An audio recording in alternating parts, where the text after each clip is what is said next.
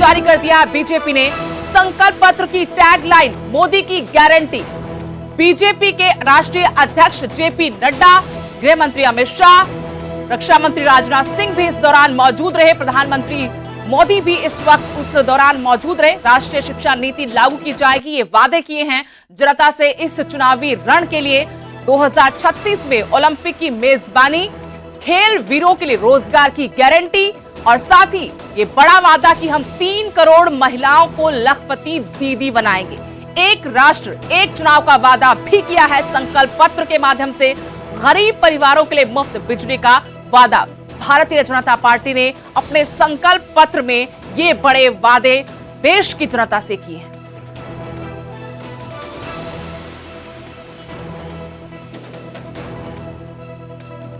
PM किसान सम्मान निधि का लाभ भी देश के 10 करोड़ किसानों को आगे भी जारी रहेगा।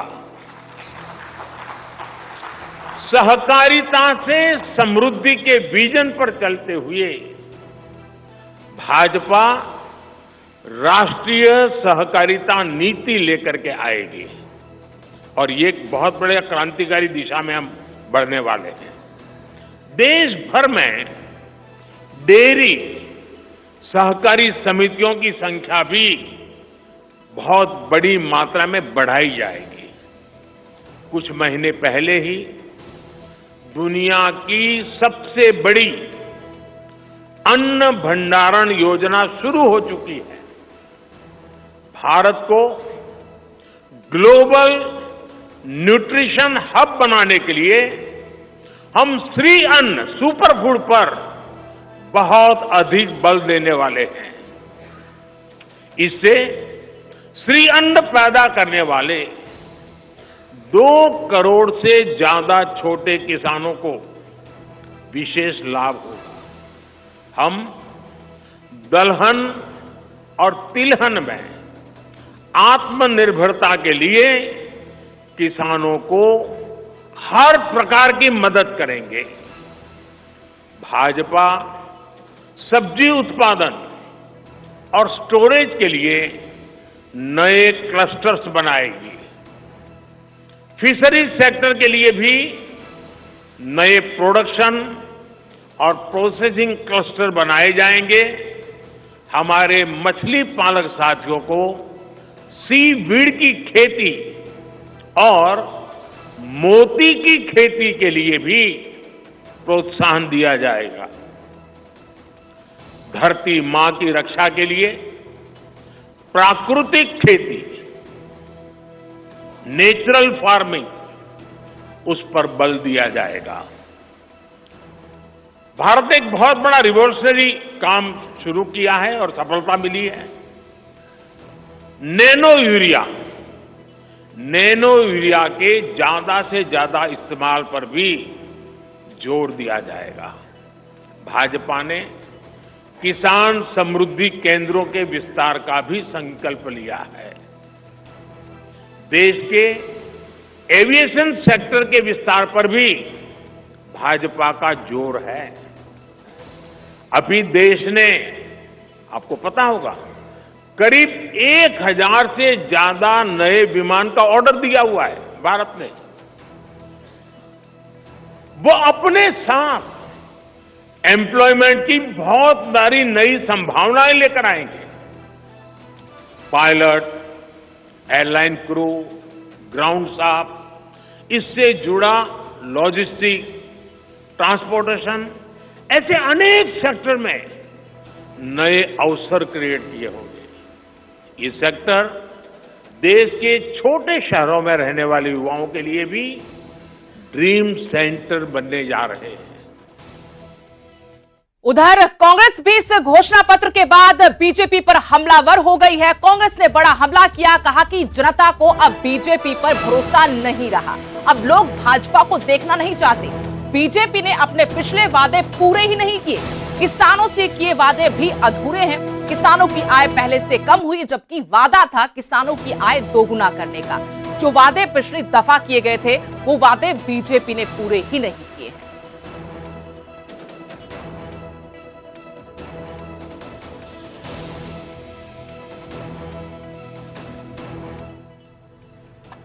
किसानों की आमदनी डबल करूंगा, ये उन्होंने कहा था, वही गारंटी।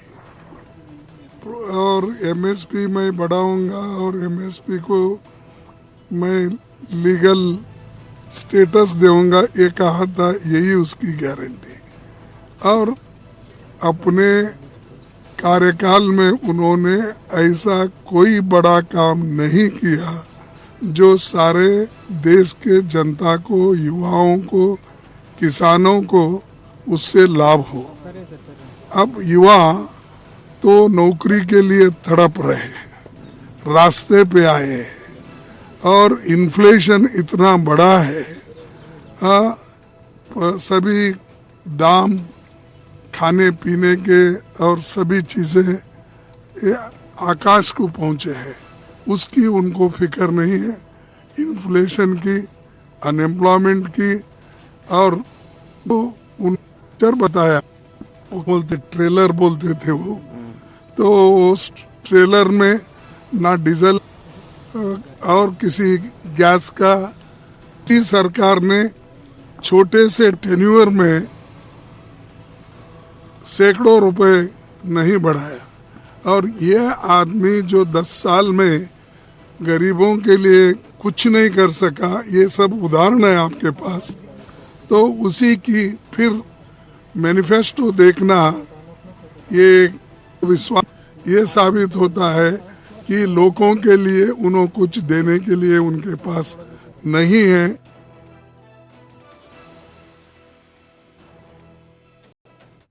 मुंबई से फायरिंग हुई है, बाइक सवार 2 हमलावरों ने गोलियां चलाई हैं सलमान के घर के बाहर। राउंड वारदात के वक्त सलमान खान घर पर ही मौजूद थे। सलमान खान के घर के बाहर इस वारदात कैद हुई है। बाइक सवार हमलावरों ने हेलमेट पहने हुए थे, जिसकी वजह से उचान अभी करने में काफियत हो रही है। लेकिन पुलिस इसी सीसीटीवी की मदद से आरोपियों तक पहुंचने की कोशिश में जुटी हुई है। शूटर्स की पहचान करने में पुलिस लगी हुई है। मुंबई क्राइम ब्रांच और एटीएस की टीम इस पूरे मामले की जांच कर रही है। आपको बता दें, गैंगस्टर लॉरेंस बिश्नोई पहले भी सलमान खान को जान से मारने की धमकी दे चुका है। इस गैंग की तरफ से कई बार सलमान खान को जान से मारने की धमकी दी जा चुकी है।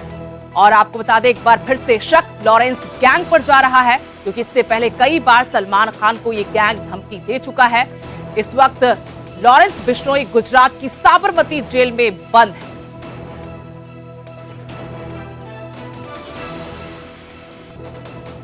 बॉलीवुड स्टार सलमान खान के घर आज सुबह तकरीबन 5 बजे गोलीबारी हुई है। और जो सूत्रों से जानकारी मिल रही है कि मुंबई के बांद्रा वेस्ट इलाके में सुबह 5 बजे बाइक सवार 2 लोगों ने गैलेक्सी अपार्टमेंट पर ताबड़तोड़ फायरिंग की है। आपको बताना चाहेंगे कि जिस समय फायरिंग हो रही थी, उस समय सलमान खान अपने पूरे परिवार के साथ के ऊपर, और साफ तौर पर देखिए एफएसएल की टीम, मुंबई पुलिस की टीम बाकायदा जांच कर रही है। ये जांच ऊपर इसलिए हो रही है क्योंकि देखिए, अगर मैं अपने कैमरा राजेश साहब को बोलूंगा तो सुबह ऊपर जो आप देख सकते हैं, एक गोली चली है और पुलिस ने उस मार्ग को सर्कल भी किया है।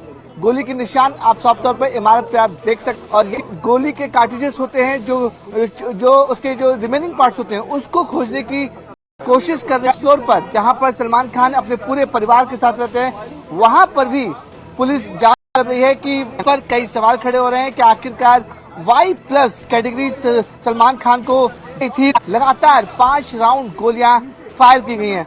मुंबई पुलिस के साथ साथ अब क्राइम ब्रांच भी इस पूरी जांच में जुट गई है। और साफ तौर पर देख सकते हैं, जो क्राइम ब्रांच की टीम है, जो रिमेनिंग पार्ट होते हैं गोली का, उसको खोजने की कोशिश कर रहे हैं, क्योंकि फायरिंग सीधे सलमान खान के घर हुई है और परिवार रहता है। जो टारगेट था वो कोई और नहीं बल्कि खुद सलमान खान थे।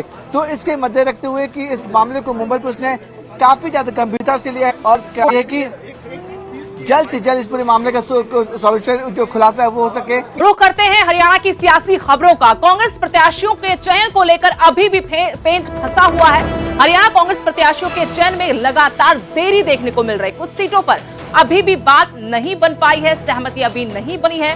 पार्टी अध्यक्ष कुछ भी आम नहीं बन पाई है। स्क्रीनिंग कमेटी की बैठक हुई, लेकिन इस बैठक में भी बात नहीं बन पाई। जल्द ही केंद्रीय चुनाव की अगली बैठक, कल की बैठक एक और समिति बनाने का फैसला हुआ, जो अब इन नामों पर मुहर लगाएगी। जिन नामों पर मंथन हुआ है, इन्हीं में से तय हुए हैं सिर्फ औपचारिक घोषणा करना बाकी है।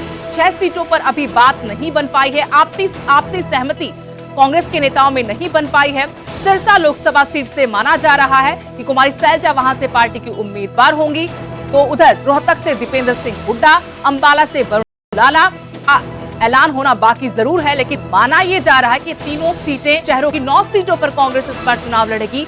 एक सीट गठबंधन के मांगी, इसमें रणदीप सुरजेवाला, कुमारी सैलजा भी हैं, भूपेंद्र सिंह हुड्डा है लोकसभा सीटों पर। तो सारी सीटों पर चर्चा हो रही है। अभी कुछ नहीं, दोबारा बैठक होगी 5 से 6 से अभी बाद में है, जो भी अभी कोई डिसीजन सारे नहीं हुए, अभी पेंडिंग है, अभी बाद में।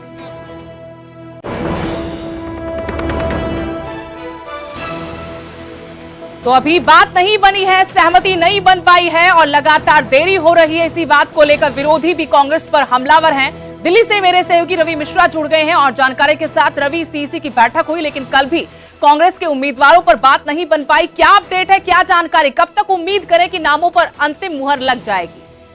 देखिए, साफ तौर पर जब कल केंद्र चुनाव समिति की बैठक कांग्रेस मुख्यालय में हुई और उसके बाद सीएलपी लीडर प्रताप सिंह बाजवा ने जैसे मीडिया में अपनी बात रखी, उन्होंने साफ तौर पर कहा कि 7 से 8 सीटों पे सहमति बनी है और आज दोपहर तक उम्मीदवारों की सूची आ जाएगी। मगर कल देर शाम जिस तरीके से कांग्रेस मुख्यालय से लोकसभा की सूची, इंतजार और बढ़ गया है।